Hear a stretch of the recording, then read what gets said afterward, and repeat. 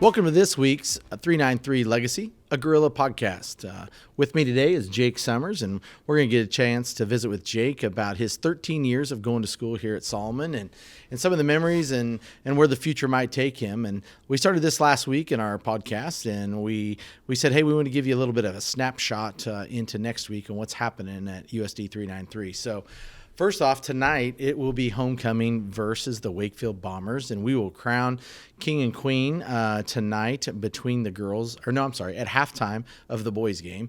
And so Jake is up for king as well in that, so we wish him the best there tonight. As well, next week we have home basketball games. Next week, 2 home games, Tuesday and Friday. On Tuesday, we will be playing Harrington, and we'll recognize our senior wrestler. That would be singular, as in Mr. Wyatt Howard. He has a wrestling meet on Friday, which is the senior night for all other sports, including cheerleading and wrestling and basketball, of course. And that's next Friday versus Lincoln senior night here. And then finally, next week is also our parent-teacher conference week, and so we will have parent-teacher conferences on Thursday, no school, and then we will be having a 4-day weekend, Friday and Monday off, although don't go away. Make sure you show up for that senior night here versus Lincoln. But then you'll still get a 3-day weekend with President's Day on the Monday. So, and then believe it or not, that's the last regular season game. I know our wrestlers are into regionals coming up tomorrow. Our girls will wrestle, and then the following weekend it'll be regional wrestling for our boys. And then we're off to Sub-State for basketball. And before you know it, we'll be to spring break, and we'll be talking about golf and track and graduation and everything. But that's for another day. Let's talk about Jake Sommers. Jake, welcome, first of all. Glad to have you. Thank you. You might just let the listeners know a little bit about you. One of the things that's unique is it doesn't happen very often. It happened with Tatum, but you've been here for 13 years. So that means you've grown up with Tatum. We won't hold that against you. Yeah. But I just given Tatum a bad time. That's one of the nice things about being in a small school. But tell us a little bit about yourself, and then tell us who your parents are. My name's Jake Sommer. I've gone here all my life. I play football, basketball, and golf. And my parents are Jill Duryea and Eric Sommer. Well, great. You shared with everybody a few of the activities that you're a part of, and I can guess what one of the highlights might have been for you in your high school career. So let's start with the activity side of thing. What's maybe a few highlights for you and memories that you'll take with yourself moving forward? Probably going to, we'll start with my sophomore year. I didn't play on varsity, but I did have the opportunity to go with the varsity team to Dodge City for state basketball. And then just last year I went to state for golf as well. I will say that I think the first memory you talk about, I think the whole community, it was just outstanding. And when you haven't been to state for, I don't know what it was, 106 or 11 years or whatever it was. So that made it special for the whole community and a memory for everybody. So that was great. I had the opportunity to obviously get a chance to see you qualify and go to state in golf. And that's a major accomplishment. It truly is. And a little nervous, excited, and overwhelmed. Didn't know if you're going to make the cut to make it to state. You might tell them about that and how that how you have to wait around for that. Well, I finished out at regionals, and I was kind of standing around, and then we were looking at the standings, and we realized that I probably had a chance. And I think Mr. Underwood had known that I was going to go, and he was just keeping it to himself. And then it was later in the day, and we were looking at the standings, and I realized that I was going to go, and I was super excited, but I was also nervous for what was to come. Oh, you did well. So talk about state and your thoughts, and maybe on that first tee shot, you might talk about that experience right there and what that feels like. I was terrified. I thought I was going to have a really poor shot, but it ended up not being too bad. And then the people in my group weren't horrible either, so I enjoyed it. It's the one sport where you're out there for state lasts a while. I mean, you're out there for probably 5-6 hours playing golf, And golf is the one sport where there's nobody else to blame. You can blame people, but there's nobody to really blame but yourself, on every shot. So I can only imagine with that first tee shot at state when they announce your name and they call you to the tee box and everybody watches to make sure that you don't hit a car out in the parking lot or you hit it in the water if you teed off it on one hole at state. So kudos. It's a great experience, and you thrived that day. You played well. Yeah. Yeah. So switching gears a little bit, let's talk about some of the things that you've done in high school.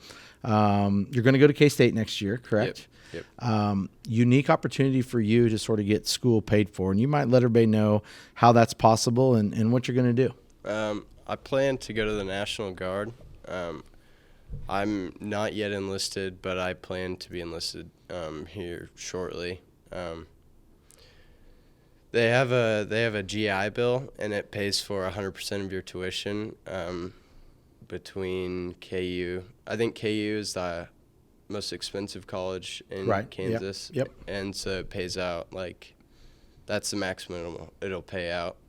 And, yeah. Good. So it'll cover all the costs going to K-State. So yeah.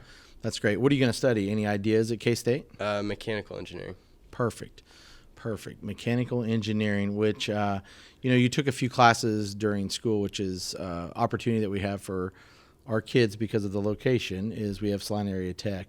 And you were in the auto body. How many classes did you take over there? And you might talk about what you did your junior and senior year.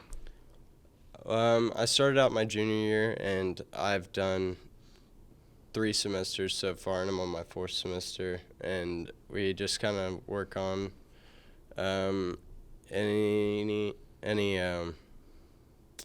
outer portions of the vehicle that was maybe wrecked or painting them and stuff. So well, good. That's a life skill that you'll be able to use and add that with your mechanical engineering, and who knows where life will take you when you're done with the National Guard and done with school at K-State.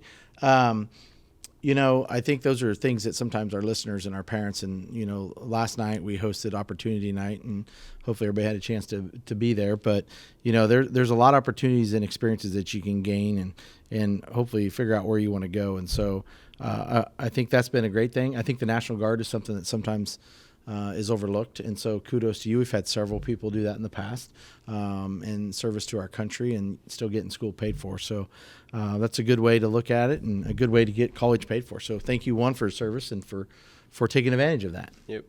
Now, as we go back and look at some of, let's go way back, 13 years here. So who was your kindergarten teacher? Your first year at Solomon? Oh, my gosh. Oh, I'm putting him on the spot now. I believe her name was Miss Jen. We call her Miss Jen. Okay.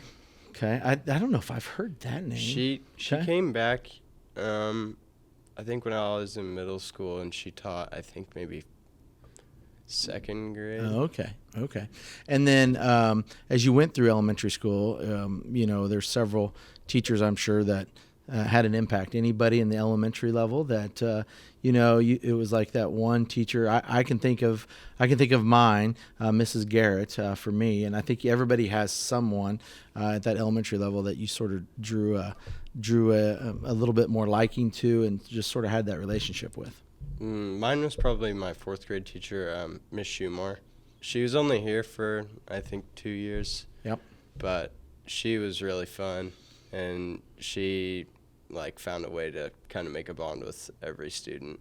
What made her classes, because you're the second one and we're just getting started, I have a feeling we'll probably hear a few more, but what made her class different than maybe some of the others? I think it was just kind of her energy around us. Mm-hmm. She was just very outgoing. That, and I think she also had a way to, like you said, she related to everybody and found a way to create that connection with everybody in the class. It didn't matter who you were, whether you were the A student or you were a student that was struggling. She made a connection with everybody.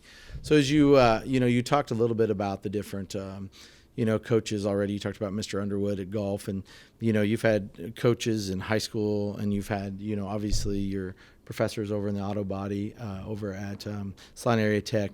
Anybody, as you started to mature and go through the awkward stage of junior high and then trying to figure everything out in high school, but during those times, junior high and high school, maybe a couple people that helped you figure it out and help you say, okay, I can do this. I'm going to go to K-State. I'm going to do the National Guard.